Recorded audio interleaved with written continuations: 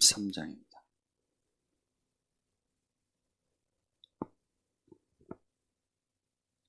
(13장) 1절에서 3절입니다.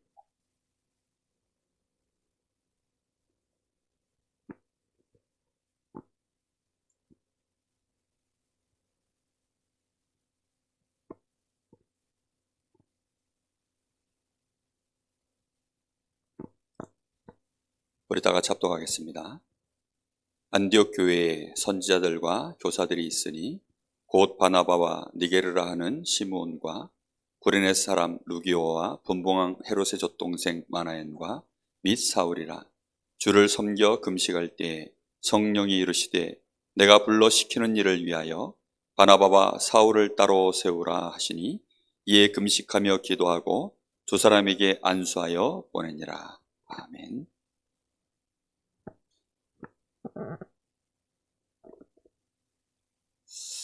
오늘 1절에 보면 안디옥 교회의 선지자들과 교사들이 있으니, 교회 안에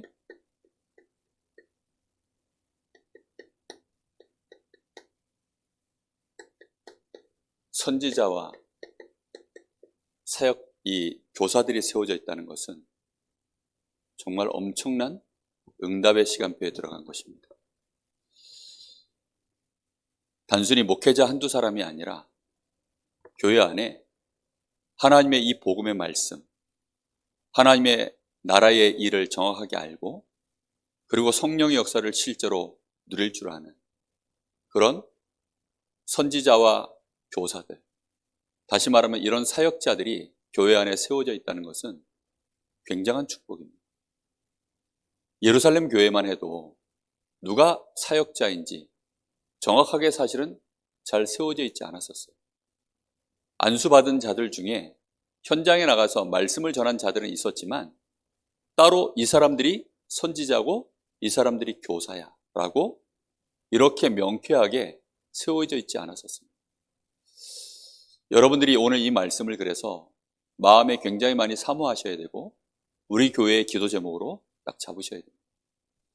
우리가 하나님 앞에서 올바른 사역을 하려고 하면 사람들은 열심히 사역을 하면 되는 줄 알지만 하나님이 우리에게 원하시는 올바른 사역이 있습니다. 그러니까 그 사역은 반드시 열매가 나게 되어 있고 지속되게 되어 있어요. 그러려고 하니까 우리가 올바른 사역자가 되려고 하면 하나님의 방법을 정확하게 알고 계셔야 돼요. 근데 여기에 대해서 자꾸만 사람들이 순서를 놓쳐버려요. 순서를 놓친다는 게 뭐냐면 자기 열심으로 하는 겁니다. 여러분 혹시 성경을 읽을 때 성경 66권 중에 제일 먼저 이해해야 될 성경이 여러분 혹시 뭐라고 생각하십니까? 제일 먼저 여러분들이 봐야 될, 알고 있어야 되는 성경이 있다면 뭐라고 생각하십니까? 저는 개인적으로 창세기와 로마서라고 생각합니다. 창세기는 인간의 모든 시작이고 창조의 시작이기 때문에 틀림없이 창세기는 알고 있어야 돼요. 그 안에 하나님이 우리에게 복음을 주시고 복음의 역사를 이루어가기 위한 모든 베이스를 그 창세기 안에서 하나님이 이 아브라함, 이삭, 야곱, 요셉을 통해서 하나님이 그 유대 민족을 이루시는 그 모든 바탕을 만드셨으니까요. 근데 로마서가 왜 그렇게 중요하냐면 로마서는 복음에 대한 하나님이 이 전도자 바울을 통하여서 우리에게 정말로 필요한 모든 부분들을 밝히 해석해 놓은 것이 로마서입니다. 그래서 로마서를 정확하게 이해하지 못한 채 예를 들어 구약의 이런 부분 저런 부분 성경을 깊이 보면 어디로 빠져나간 줄 아세요? 예루살렘 이 마가다락방 교회처럼 그렇게 빠져나갑니다. 자기도 모르는 사이에 그리로 빠져나간다니까요. 그냥 어쩔 수가 없어요.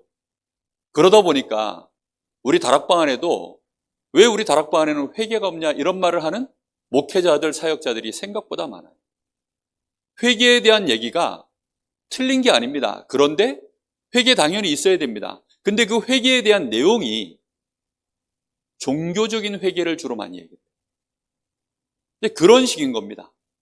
그러다 보니까 로마서를 읽어보면 절대 회개에 대한 얘기가 한마디도 없어요, 사실은. 로마서 읽어보시면서 여러분 회개에 대해서 회개하라 이런 말 하는 거 본 적 있으세요? 한마디도 없습니다.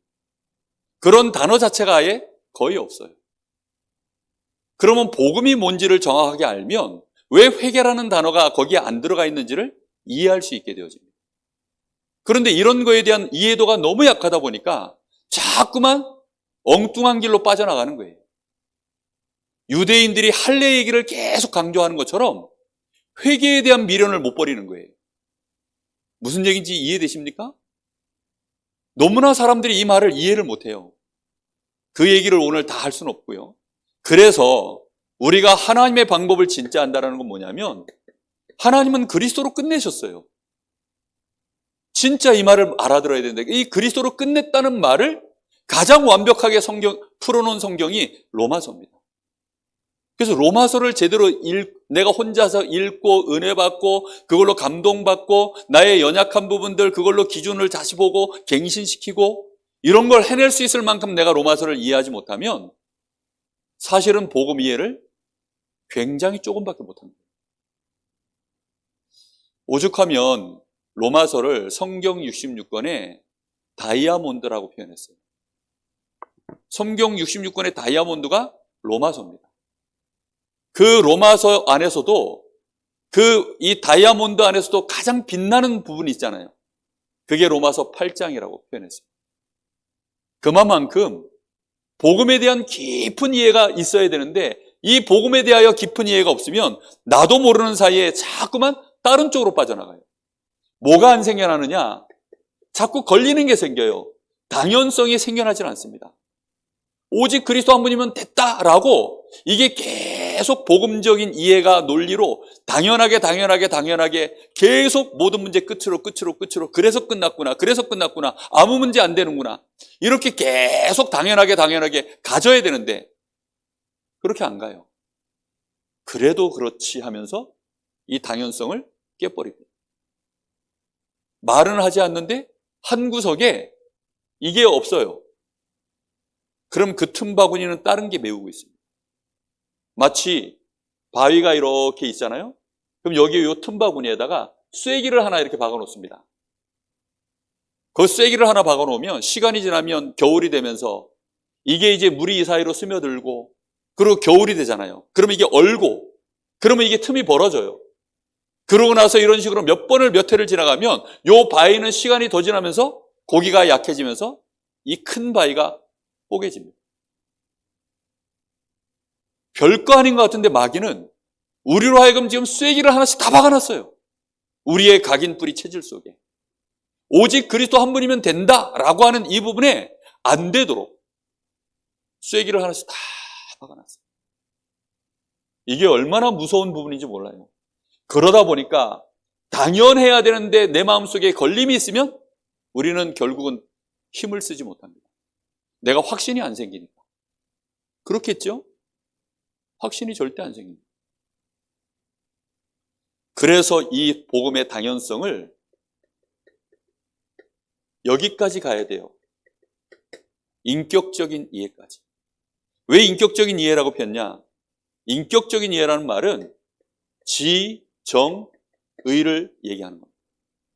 지식적으로도 그렇고 내 마음의 감정적으로도 이게 그렇고 실제 거기에 대한 나의 의지도 그렇게 나오는. 그래, 복음이 모든 문제 끝이야. 근데 그게 내 마음에서도 동일하게 그래, 아멘, 감사하다. 그래서 실제 문제가 왔을 때는 나의 의지가 어떻게 발현되어져요? 복음적으로 그걸 대하는 겁니다. 내가 복음적으로 실제 이 사람과 나 사이에 문제가 일어났을 때 내가 복음적으로 이 사람을 살려주고 치유해주고 이해해주고 기다려주고 이럴 수 있어야 그걸 보고 인격이라고 표현하거든요. 그렇죠? 그런 복음적 인격적 이해가 나에게 일어나 있지 않은 채 자꾸만 이제 일이 벌어지기 시작하면 어느 날 이 당연성이 헬라인 앞에 유대인 앞에 이 할례라고 하는 그거 앞에 또 끊어지는 거예요. 아니 우리 목사님이라고 하는 그 자리 때문에 일반 평신도 같은 경우에 무너질 수 있고 누구든지 인간이면 연약해서 무너질 수 있는 그 부분에 목사라고 하는 그 이름 때문에 이 당연성이 멈춰버려요. 무슨 말인지 이해됐습니까? 이해됐어요, 지금? 우리 목사님이 그럴 줄 몰랐다, 이러면서. 제가 그럴 줄 몰랐다 하는 거 별로 구린 거 많진 않아요, 생각보다. 그런데 혹시 걸리더라도 여러분 마음속에 그게 당연성으로 다시 내 마음속에 그래, 그래서 하나님이 복음 주셨고, 그래서 하나님이 나에게도 복음 주셨고, 저분에게도 복음 주셨고, 그래서 우리가 합력하여 하나님이 기도할 수 있도록 우리에게 은혜를 주셨고 한 지체로 우리를 묶으셨구나. 그렇잖아요. 이런 눈이 우리에게 인격적 이해로 가야 된다니까요. 근데 거의 지식에서 끝나 있어요. 이 지식에서 끝나 있어요. 보통. 이게 나의 감정 속의 의지로 실제로 문제 일어났을 때 그때 내가 의지가 이 복음적인 실제 해석과 적용을 해낼 수 있을 때 인격적 이해를 했다라고 표현하는 거예요.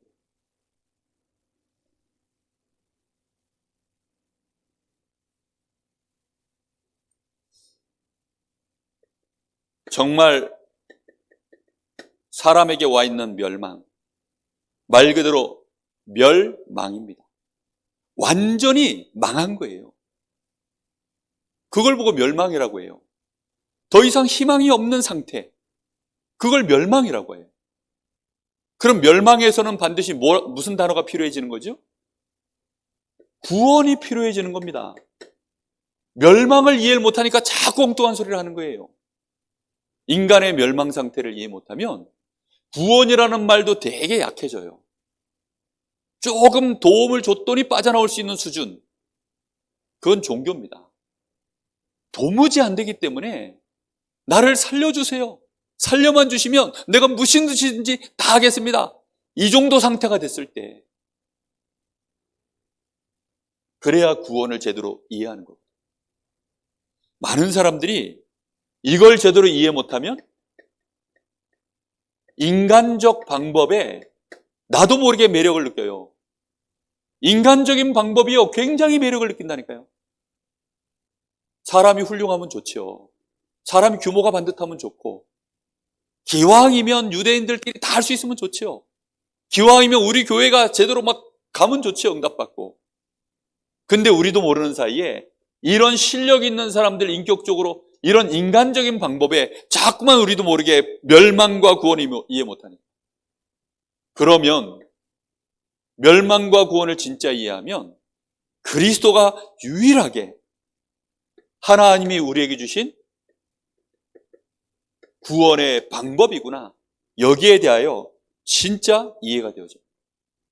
그제서야 무슨 단어가 이해가 되냐면 이게 은혜구나. 정말 하나님의 은혜구나. 하나님 은혜가 아니면 절대 안 되는 거예요.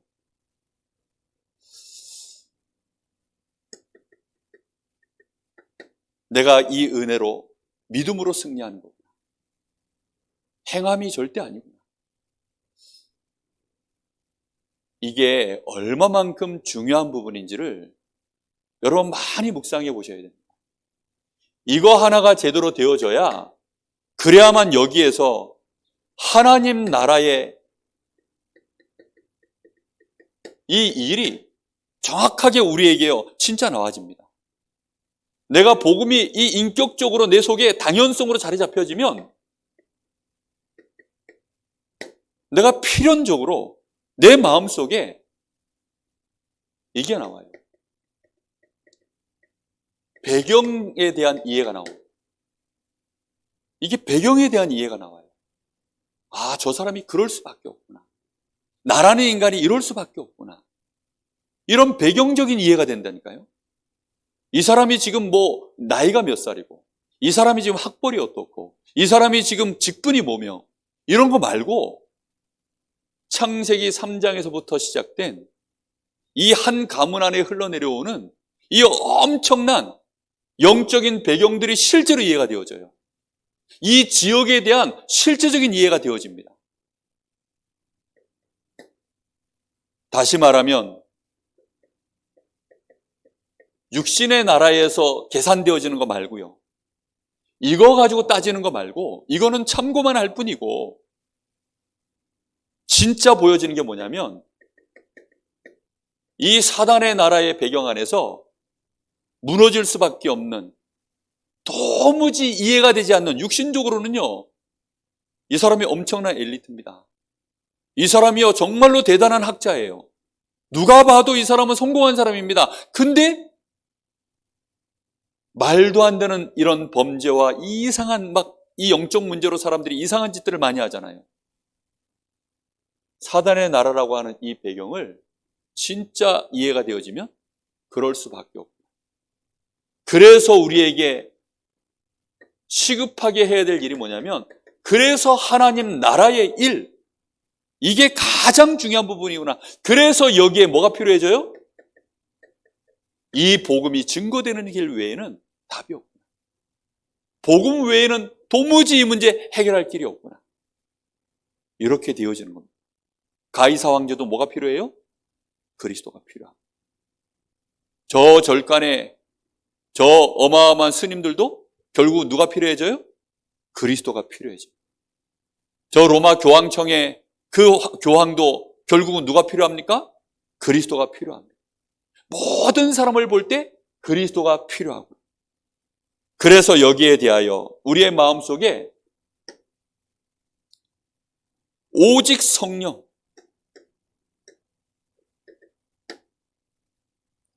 이것이 나에게 절대성이 되어집니다. 성령께서 역사하셔야 되는 거예요. 흑암 권세가 무너지지 아니하면 절대로 이 복음이 저 사람한테 들어가질 못하는 거예요. 그래서 예수님이 마태복음 12장 28절 29절에 내가 만일 하나님의 성령을 힘입어 귀신을 쫓아내는 것이면 너희에게 하나님의 나라가 임하였느니라 그랬어요. 성령의 역사로 말미암아 흑암 권세가 꺾여야 하나님의 나라가 임하는 것입니다. 사도행전 1장 4절에서 8절에 예수님이 이렇게 얘기해요. 40일 동안 하나님 나라의 일을 말씀해 놓고, 그러니까 너희는 아버지께서 약속하신 성령이 너희에게 임할 때까지 예루살렘을 떠나지 말고 기다리라 그랬어요. 그랬더니 제자들이 뭐라고 질문합니까? 육신적인 나라에 대한 얘기를 해요. 이스라엘 나라의 주권을 회복할 때가 이때입니까? 그랬더니 예수님이 뭐라고 얘기합니까? 너희는 먼저 성령이 너희에게 임하도록 기다려. 너희의 육신의 나라에 대한 얘기는 너희가 알 바가 전혀 없다. 그거 가지고 뭐 하지 말라는 거예요? 따지지 말라는 거예요. 그거 가지고서 마음 두고 있지 말라는 거예요. 뭐 하라는 겁니까? 하나님 나라가 임할 수 있도록 성령의 역사가 먼저 일어나도록 기도하라는 것입니다. 그래서 마태복음 6장 33절에 너희는 먼저 그의 나라와 그의 의가 임하도록 기도해라. 성령의 역사 외에는 하나님의 나라가 임하지 않아요. 그래서 성령으로 역사하여 주옵소서, 이 기도가 하나님 나라가 임하도록 성령 충만을 기도하는 것입니다. 무슨 말인지 이해됐어요? 우리는 성령의 역사를 무슨 은사 정도 체험하려고 자꾸 성령의 은사 중심의 어떤 그런 한때 한국교회가 그런 적이 있었습니다. 근데 그게 아니고요. 하나님의 나라가 임하도록 성령의 역사가 일어나도록 이렇게 기도하라는 것입니다. 이게 하나님이 역사하시는 방법이에요. 그러니 우리의 사역은 이걸 정확하게 지키질 않으면 또 엉뚱한 길로 빠져나가요. 오늘 말씀 속에 그래서 잘 한번 보시기 바랍니다. 실제로 하나님 앞에 그래서 쓰임받은 사람들, 하나님께 쓰임받은 사람들을 보세요. 창세기 3장 15절 여자의 후손이 와서 뱀의 머리를 박살내리라. 이 말씀을요 대표적으로 응답받은 사람이 4명의 족장입니다. 아브라함, 이삭, 야곱, 요셉. 이 언약 붙잡고 하나님이 축복하신 사람, 정말로 피언약 제대로 붙잡고. 왜 하나님이 굳이 창세기 22장에 아브라함 보고 네 사랑하는 아들 독자 이삭을 내가 너에게 지시한 땅으로 데리고 가서 뭐로 드리라고요? 번제로 드리라. 왜 굳이 하나님이 아브라함에게 그런 퍼포먼스를 시켰을까요? 그렇게 하신 데에는 아브라함을 하나님이 그 앞에 보면 시험하시려고 라고 나와요. 테스트. 아브라함이 진짜 복음을 이해했나 못했나, 그거 테스트하는 거예요. 아브라함이 지금 하나님 앞에 번제를 쌓고 수도 없이 하나님 앞에 예배하고 있는데, 얘가 지금 번제를 쌓고 있는 그 의미가 진짜 뭔지 아닌지를 이 아브라함이 알고 쌓나 모르고 쌓나를 테스트하시려고요. 그래서 지금 그 번제단 위에 매번 양 잡고 소 잡고 그렇게 하던 것을 이제 대신 진짜 누구를 올리라는 거예요? 그 위에 진짜 올라가야 될 사람을, 제물을 진짜 올리라는 거예요. 원래는 누가 올라가야 돼요? 우리가 다 죄인이기 때문에 거기 올라가서 죽어야 돼요. 그래서 네 아들 이삭을 거기다 올리라는 거죠. 그런데 그것도 저 집안에 있는 그냥 대충 종 하나 갖다가 번제로 드리라, 이게 아니라 네 사랑하는 아들 독자 이삭, 그걸 갖다 올리라고 하는 것입니다. 그럼 아브라함이 복음에 대하여 정확하게 이해가 안 되어 있으면 그걸 당연하게 생각할까요? 어떻게 생각할까요? 옆에 있는 복음 이해 안 되어진 주변의 종들이 이 사실을 알았다면 어떻게 생각할까요? 아브라함 나이가 100세가 넘어갔어요. 한 115세쯤 된 것 같아요. 노망이 났구나. 그렇죠? 아마 이렇게 생각하기 쉽다니까요. 아브라함 마음에 이게 당연성, 이게 안 와닿으면 절대로 이 아들 독자를, 이삭을 그 위에 번제로 못 드립니다. 이삭이요, 중간에 산으로 올라가다가 결정적인 질문 하나예요. 아버지, 번제에 쓰일 나무와 불 다 있는데 제물은 어디 있습니까? 그때 아브라함이 그것은 여호와께서 친히 준비하실 것이다. 복음을 정확하게 이해한 거죠. 너를 위하여 대신 죽을, 우리를 위하여 대신 죽을 그 번제에 쓸 제물은 하나님이 직접 준비하실 것이다. 우리가 죽어야 되는데 우리가 죽지 아니하도록 하나님이 그리스도를 대신 세우실 것이다. 이게요, 아브라함에게 정확하게 붙잡혀진 답입니다. 그러니 그 복음에 대한 이해가 당연히 이삭에게 내려가고, 그 이삭은 누구에게요? 야곱에게. 야곱은 12 자녀들에게. 그 중에 대표적인 인물이 요셉입니다. 꼭 기억하세요. 출애굽기 3장 18절. 여러분, 모세오경 창세기부터 시작해서 출애굽기, 레위기, 민수기, 신명기 기록한 인물이 누구죠? 모세입니다. 당연히 모세는 희생제사라는 이 말을 당연히 아는 사람이죠. 그러니 이 모세를 통해서 하나님은 이스라엘을 출애굽시키는 역사를 유월절 사건을 통해서 당연히 이루시고, 광야길 걸어가는데 오순절의 역사를 통하여 광야길에 승리하도록, 수장절의 배경을 가지고 완전히 그 배경으로 승리할 수 있도록 그렇게 응답을 누리죠. 이사야 7장 14절. 바벨론 나라의 포로로 끌려가 있는 이 배경 속에서 승리한 인물들 보세요. 이사야 당연히 승리했고, 다니엘, 사드락, 메삭, 아벳느고, 에스더, 이런 인물들이요, 실제 이 여자의 후손이 와서 이 보라 처녀가 잉태하여 아들을 낳으니 임마누엘, 하나님이 우리와 함께 하시는 그 임마누엘의 비밀, 이 언약 안에서 주시는 임마누엘의 비밀, 이걸로 승리하신 것입니다. 마태복음 16장 16절. 예수님이 제자들에게 중요한 질문을 했죠. 이때 제자들이 주는 그리스도시요 살아계신 하나님의 아들이십니다. 여기에 대하여 완벽하게 이해한 인물이 하나 나왔어요. 그게 누구죠? 바울 사도입니다. 로마서 16장 25절 27절. 나의 복음과 영세전에 감춰졌던 이 복음이 나의 복음인데, 이게 이제 나타나신 바 되었고, 이미 영세전에 창세기 3장 15절 하나님이 말씀하시기도 전에 준비되어져 있다가 그 복음에 대한 말씀이 계속 와서 이제 나에게 나타나신 바 된 이 복음이, 이 복음으로 말미암아 세세무궁토록 하나님께 영광이 돌아갈 것을 바울 사도는요 정확하게 본 거예요. 이 복음을 정확하게 이해하면 근원적 축복이 옵니다. 당연히 대표적 축복 옵니다. 몇 사람이 이 축복을 이뤘는데 유대인들은, 이스라엘 백성들은 대표적 민족이 되어버렸어요. 그렇죠? 많은 사람이 필요한 게 아닙니다. 기념비적 축복.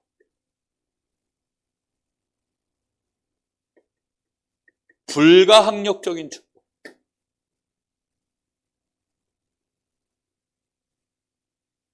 시대적인 축복. 올 수밖에 없는 것입니다. 복음이, 어떤 분들이 그래요. 이제는 뭐 그리스도 시대가 끝났대. 성령 시대라고 하죠. 성령 시대래요. 성령 시대. 말세는 성령 시대다라고.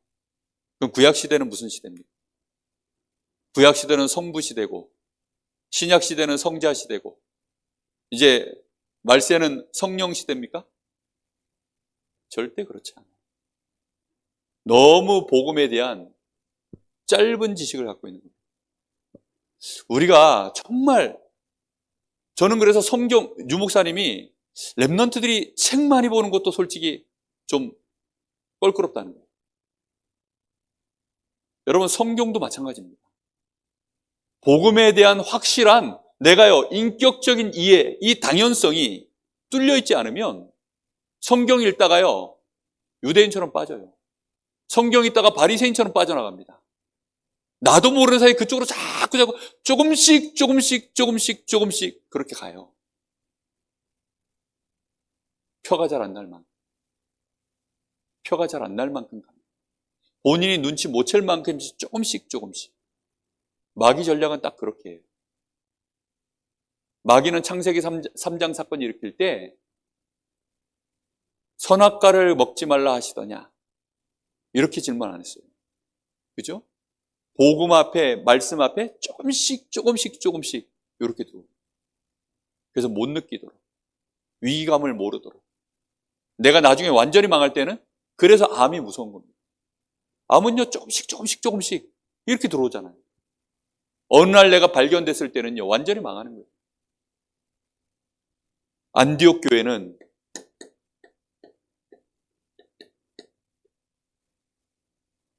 하나님 앞에 대표적으로 쓰임받은 교회입니다. 왜 이걸 이렇게 쓰임을 받았냐? 문제 왔을 때, 갈등 왔을 때, 위기 왔을 때, 이것을 오직 복음으로 답을 내고 갱신하고 하나님의 정확한 계획을 알고 기회로 삼았기 때문에. 제가 예루살렘 이 마가다락방 교회를 가만히 이렇게 묵상을 하다 보니까 이 사람들이 외부적으로 들어오는 핍박에 대해서는요, 굉장히 강력한 저항성을 갖고 있어요. 근데 자기 속에서 일어나는 체질 속에서 올라오는 이 문제 앞에서는 턱없이 연약한 거예요. 근데 이 안디옥 교회 구성원들이 그 부분을 내적으로 올라오는 문제와 갈등과 위기를, 그걸 복음으로 답을 내고 갱신하고 기회로 삼은 교회가 이게 안디옥. 제가 우리 다락방에 이렇게 흐름을 가만 보니까 1차적인 이 외부에서 막 핍박 들어오는 시간표가 있었어요. 그때는 강력하게 이겨냈습니다. 그렇죠?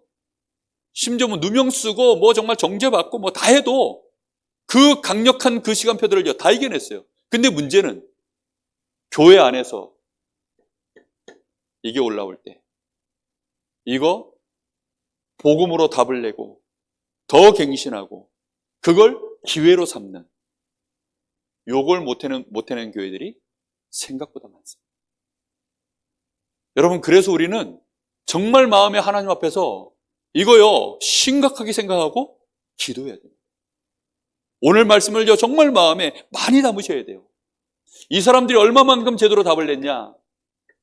유대인으로서 드디어 문제의 갈등이 왔어요. 뭐 때문에 왔죠?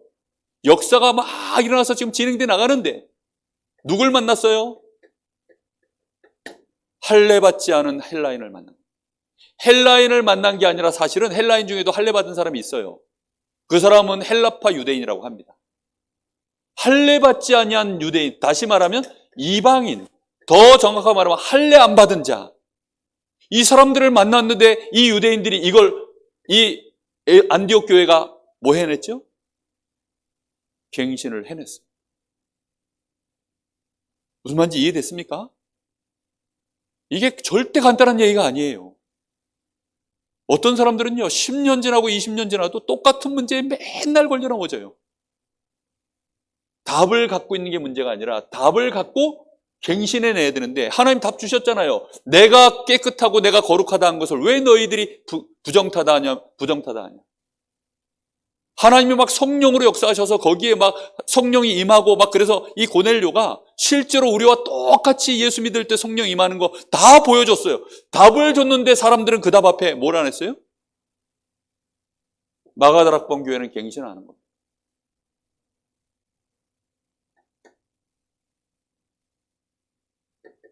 핍박자가 들어왔습니다. 누구죠? 바울입니다. 이 핍박자가 들어왔을 때 예루살렘 교회는, 마가다락방에 있는 이 예루살렘 교회는 못 품었어요. 그래서 바울을 저 고향으로 보내버렸습니다. 그런데 안디옥 교회에서는 이 핍박자를 오히려 교역자로 세웠습니다. 이게 절대 쉬운 갱신 아닙니다. 이런 것들을 해낸 교회예요, 이 교회가. 정말로 복음 안에서 이 당연성, 필연성, 이걸 정말로 보면 이게 자연스럽게 보여요.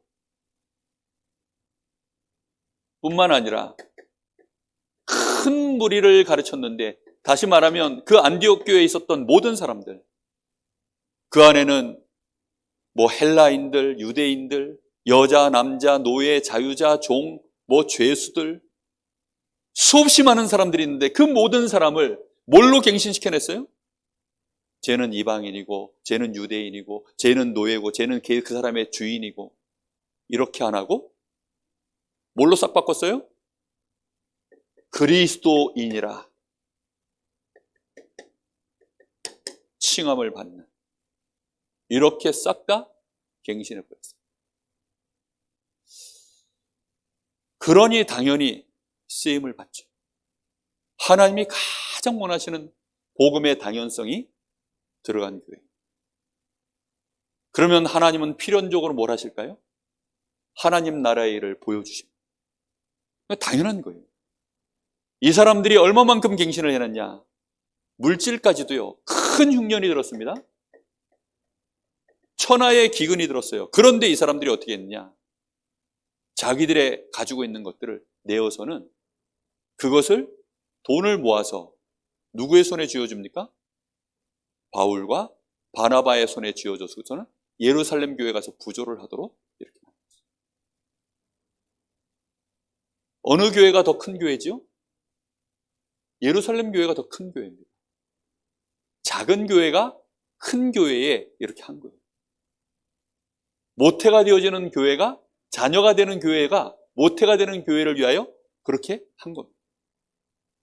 이거는요, 굉장한 빛의 경제를 응답받을 수 있는 그릇으로 이렇게 갱신되죠. 실제로 이런 헌신을 해낼 수 있는 인물들이 이 안에 있는 겁니다. 저는 이 안디옥 교회 보면서 몇 주째 제가 이 말씀을 이렇게 보고 묵상하고 하다 보니까요, 하나님이 제 마음속에 정말 우리 교회가 지금 이 시간표구나. 저는 제 마음이 그렇게 많이 느껴집니다. 그 뒤에 아주 중요한 또 시간표가 있어요. 이 안디옥 교회의 사역자들이.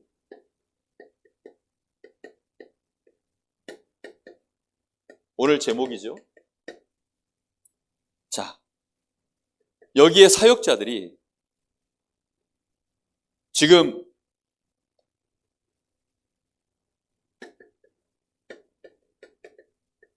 몇 사람이 와가지고는 안디옥에 이르러서 헬라인에게도 복음을 전했다.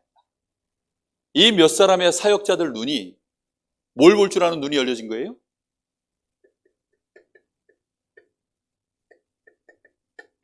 이방 현장을 본 거예요. 하나님이 보기를 원하는 현장을 볼 줄 아는 사역자.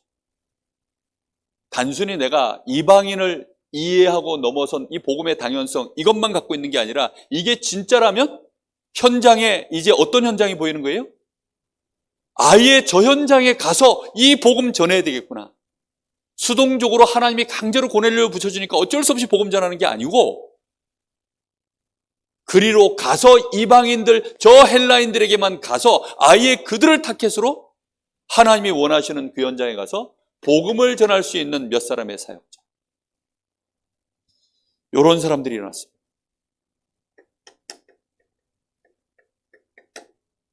바나바는 어떤 사역자입니까? 현장에 많은 이제 이 제자들이 일어나고 구원받은 사람들이 일어나니까 이 일을 전문적으로 함께할, 정말 이 이방 현장을 제대로 함께 원네스 되어져서 정확하게 이 그리스도의 복음을 증거할 만한 그런 사역자가 누굴까? 바나바가 고민하고 또 했겠죠. 그렇죠? 완전히 잊혀진 인물 아닙니까? 완전히 잊혀진 인물. 이미 저 고향 길리기아 다소 지방으로 내려가서 눈앞에서 사라진 지 너무나 오래된 인물인데, 이 바나바가요, 그걸 놓고 계속 기도하다가 하나님이 응답하신 인물이 누구예요? 그게 사울을 찾으러 길리기아 다소로 갔다라고 나옵니다. 벌써 이 사역자 눈이 다른 거예요. 나 혼자 다 해먹는 게 아니고, 이 안에 어떻게 하면 이 사람들을 제자로 세워서 전도와 선교, 유대인 현장은 좁습니다. 그거는 충분해요. 이 마가다락방의 12사도 정도만 해도. 그 70인 제자만 해도 충분합니다. 그런데 이방 현장은요, 엄청나게 넓잖아요.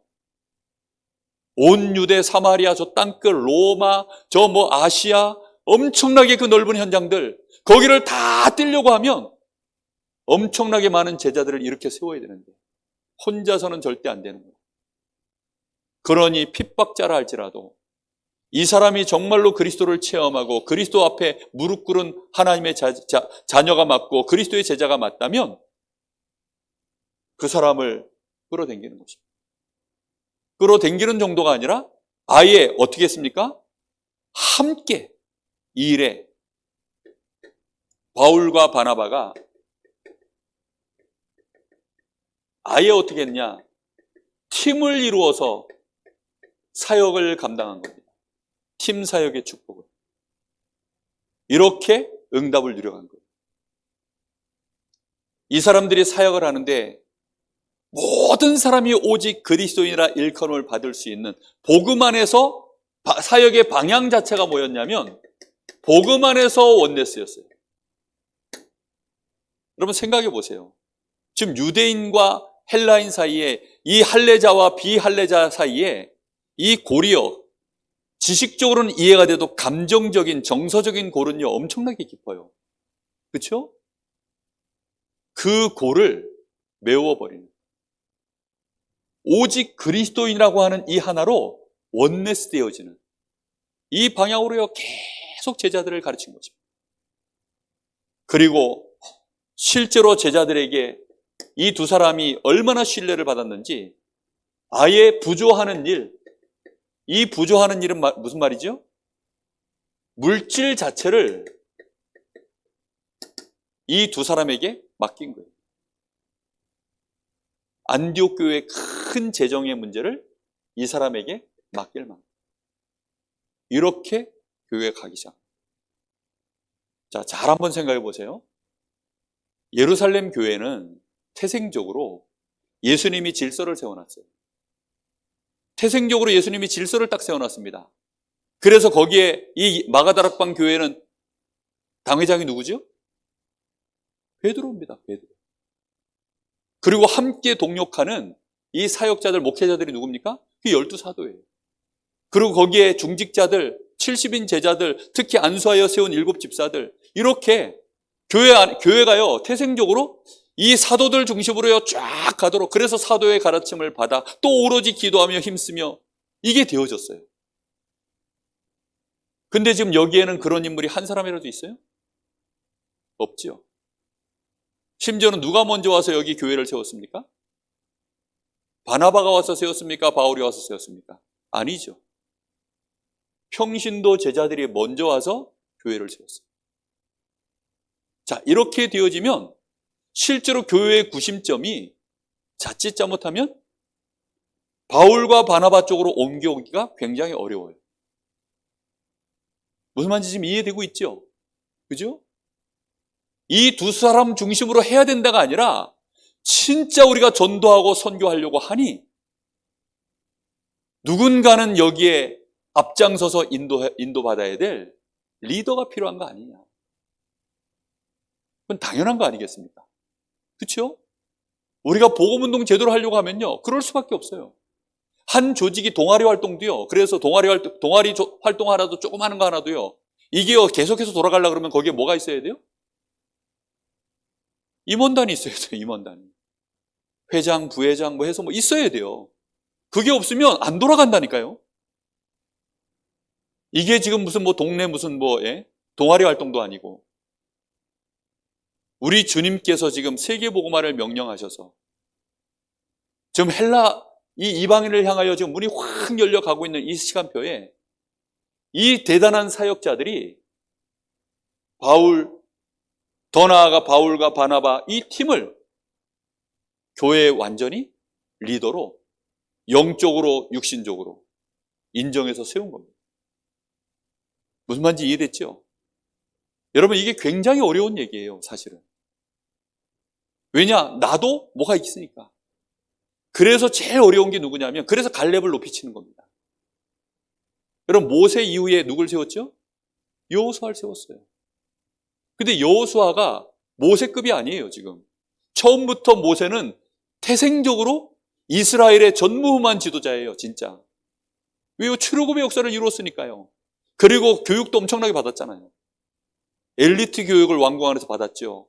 거기다가 하나님 앞에 직접 메시지 받아가지고 어마어마한 그 일에 실제 쓰임 받았죠. 그런데 여호수아와 갈렙이 똑같이 모세의 시종으로 심부름하다가 어느 날 여호수아는 이스라엘의 지도자가 되고 갈렙은 어떻게 됐어요? 이름도 없이 빛도 없이 사라져버렸어요. 그런데 놀라운 것은 이스라엘이 진짜 이 안악산지 앞에 중요한 시간표가 왔을 때 이 갈렙이 여호수아 앞에 나타나서는 이 산지를 내게 주옵소서. 하나님이 모세 때 주셨던 그 언약을 딱 붙잡고 그렇게 이름도 없이 빛도 없이 헌신하다가 위기가 왔을 때 그 일에 그 시간표에 나서서 자신의 생명을 내놓고 목숨으로 하나님의 믿음으로 도전하는 이런 중직자, 굉장히 중요한 겁니다. 저는 그래서요, 우리 다락방 시간표를 놓고요, 굉장히 많이 제가 막 고민하면서 기도하고 있습니다. 단순히 우리 교회뿐만이 아니라 지금 우리 지금 단체 시간표가 지금 그 시간표를 가고 있어요. 위에서 많이 기도하시기 바랍니다. 정말 교회들이요, 요 사이가 굉장히 여기에 틈이 많아요. 요 은혜가 있어야 됩니다. 하나님께서 이렇게 해서 안디옥 교회를 든든히 딱 세우고 나니까 안디옥 교회가 든든히 이제 진짜 세워진 거예요. 이렇게 세워졌습니다. 그 세워지는 기준이 뭐냐? 사역자를 하나님은 기준으로 보시는 거예요. 이 교회 안에 중요한 검증된 사역자, 특히 목회자, 바나바, 이 바울, 이 사람들은 사도입니다. 사도. 중요한 목회자 중심으로 이렇게 교회가 딱 세워진 거예요. 자, 그런데 12장 25절에 보니까 바울과 사울이 부조하는 일을 마치고 마가라고 하는 요한을 데리고 예루살렘에서 돌아오니, 이제 예루살렘에 갔다가 거기에서 누굴 데리고 나온 거예요? 마가 요한. 이 사람이 함께 전도운동할 귀중한 팀이 돼서 뛸 만한 제자를 놓치지 않고 참, 그러니 이게 굉장히 중요합니다. 교회 안에는 정말 이런 일꾼들을 발굴해내고 이런 일꾼들을 세우고 훈련시키고 이게 답니다. 마음에 담고 여러분 정말로 같이 기도했으면 좋겠습니다.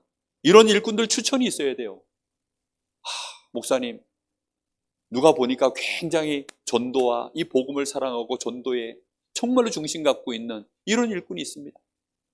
이렇게 해서요, 자꾸만 추천이 들어오고, 이렇게 해서요, 그런 일꾼들이 자꾸 올라오고, 그 일에 우리가요, 다 같이 합력해서 또 원네스 띄워져서요, 교회가 힘있게 전도운동, 선교운동, 이 생명운동을 해나갈 수 있는 이런 교회의 자연스러운 분위기가 올라와야 돼요.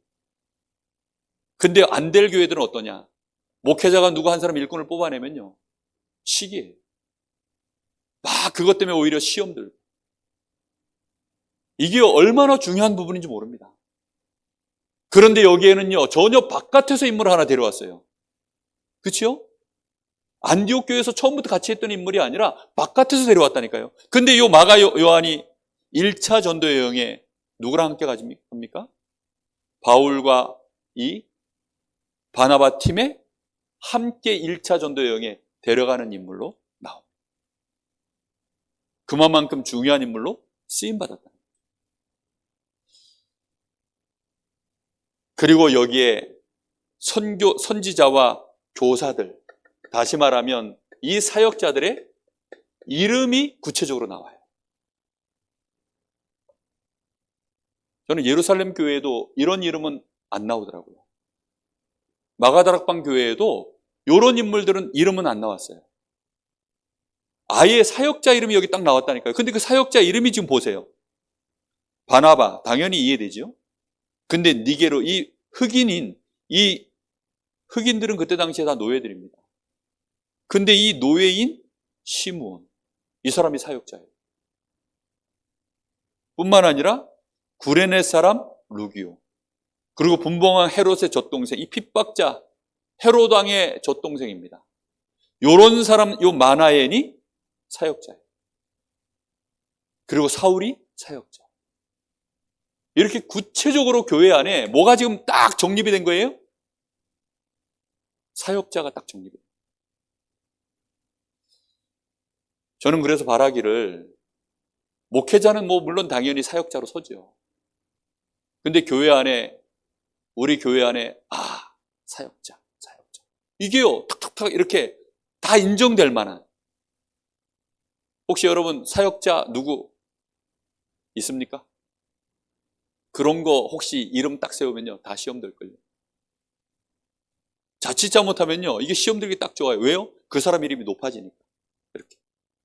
그리고 그 사람을 갖다가 지금 니게르, 다시 말하면 이 흑인인데, 노예인데, 사역자로 서가지고 지금 복음을, 말씀을 지금 증거하는 거예요. 그럼 교회가 과연 이렇게 잘 돌아갈까요? 앞에서는 아멘 하는데 뒤에서는 어떻게 할까요? 그래도 그렇지 말이야. 어떻게 저 니게르 저 시커먼의 죄를 갖다가 우리 앞에 세워가지고 그 앞에서 우리가 말씀 받도록 이렇게 할 수 있어. 이건 절대 간단한 얘기가 아닙니다. 그런데 이렇게 아예 세워졌다니까요. 안디옥 교회의 그릇입니다. 세계복음 하려고 하면요, 지금 오직 그리스도인으로서 이 안에서 하나님이 세우신 일꾼들, 제자들을요, 교회가요 가감없이 일꾼으로 세워 올려야 돼요. 갈 길이 멀죠. 그래서 유 목사님이 다민족 장로로 세워라. 지금 여기 일용직 노동자로 와 있는 이런 사람들 확 해가지고 훈련시켜가지고 장로로 세우는 거예요. 그것도 우리보다 훨씬 못 사는다. 그것 학벌도 너무 없는데 장로로 세워가지고, 장로 세운 건 문제가 안 돼. 근데 사역자로 세운 거야. 아멘? 쉽지 않은 얘기입니다. 진짜. 저는요, 이게 실제적인 생각을 해보니까요, 너무 지금 갈 길이 멀다. 그러나 메시지 속에서 우리가요, 그릇을 만들어야 되겠다. 진짜. 기도해야 됩니다. 그리고 아예 전도와 선교를 위하여 그 일에 아예 선교 사역을 위한 최초로 그 일의 리더를 세웠어요. 그게 바울과 바나바입니다. 바울과 바나바를 따로 세우라 하니 안수하여 드디어 이제 세계 선교 현장으로 파송하는 일이 처음으로 일어났습니다. 이 일을 위하여 이 사람들이 뭐 했다고 나오죠? 금식하며 기도했다. 보통은 사람들이 금식하며 기도할 때는 진짜 내 코가 석자, 막 발등에 불 떨어지고 이러면 하는데요. 이 사람들은 이게 얼마나 중요한지 이런 일꾼들을 세우는 일에 금식하며 기도했습니다. 우리 교회가 이런 중요한 말씀의 비밀들을 붙잡고 정말로 그리스도 안에서 원내스 되어지고 특히 귀중한 사역자들, 그 사역자들을 너무 귀하게 볼 줄 아는 그 응답에 대하여 우리가 사모하는 그런 축복이 있기를 예수님의 이름으로 축복합니다. 우리 잠시 기도하겠습니다.